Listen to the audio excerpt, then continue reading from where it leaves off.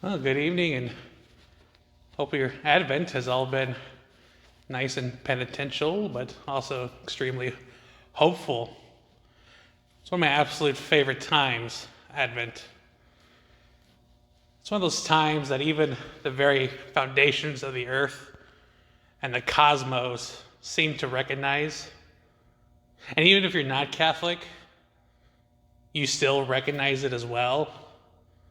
How many other Christian denominations have an Advent wreath and light it week after week after week and after week? Because we all seem to understand and know and long for this something else. And more importantly, this somebody else. I'm going to read a couple of quotes for you that I find just absolutely fascinating. And these quotes are not from Christians because, hold on to your rotten fruit and your stones.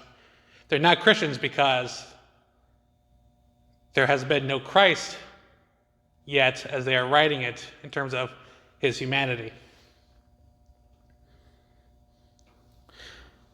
Socrates said this once when he was asked who one should worship beyond all the gods of Olympus. Socrates replied, "Wait.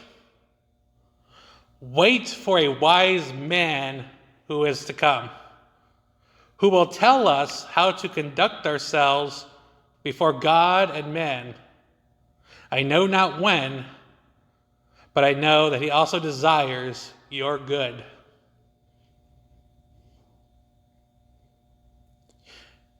Going to the other side of the world, to the east,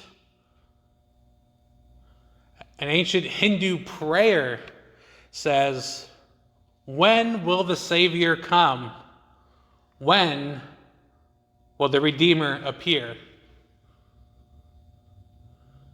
Still in the east, Confucius, "The Holy One must come from heaven, who will know all things and have power over heaven and earth."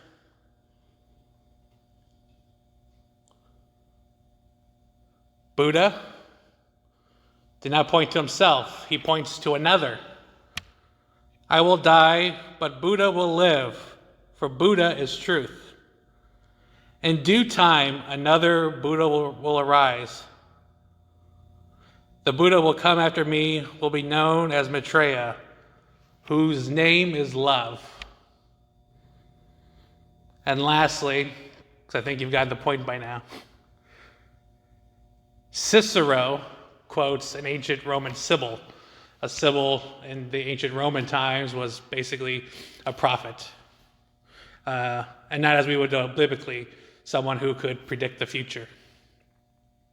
Cicero, quoting this sibyl, says, "A king will come who must be recognized to be saved." I'm going to read that again. "A king will come who must be recognized to be saved." And when the sibyl was questioned about who that was, she replied with two words, "Ecce homo," which in English we know as "behold the man." I bring these pre-Christian thinkers up because I love how, none of them point to themselves as a savior or as a redeemer. They all point to another, to a greater example of who that's going to be. And it seems to reflect this notion that we kind of brought up. Advent is not limited to us and Catholicism. It seems to be told by a lot of different Christian denominations that there is going to be a coming of a great light. And likewise, the very earth itself recognizes this. What happens? The days grow short and the nights grow long.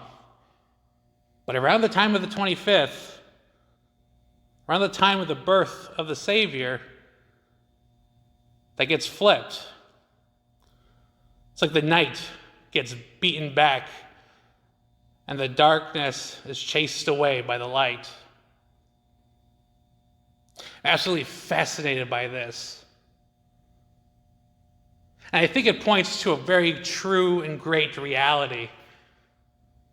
That why are all these people who had no idea of this God-man known as Jesus the Christ, why is it, how is it that they yearn for him?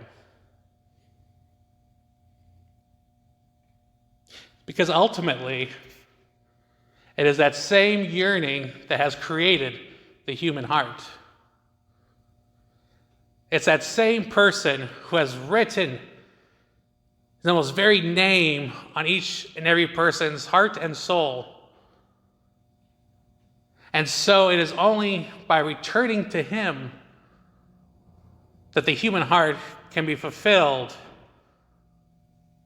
but filled eternally as well. Socrates, the ancient Hindus, Buddha, they had no idea who exactly this person was. Yet they are all in agreement that it is a greater other. And who is the example of that par excellence? John the Baptist. People came to him to be baptized. Christ himself came and went to be baptized by John. But yet he says, no, a greater will come. Someone else far beyond myself who could truly save and redeem you is going to come.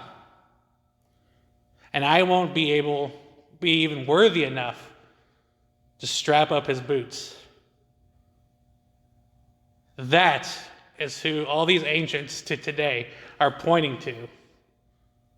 And soon and very soon, we get to celebrate and relish and rest in that same Savior who will come to redeem us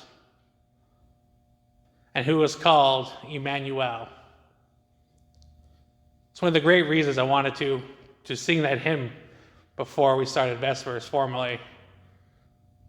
Because it's that same hymn that humanity has been preaching since our very first start.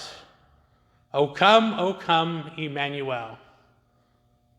Lord, come and save us.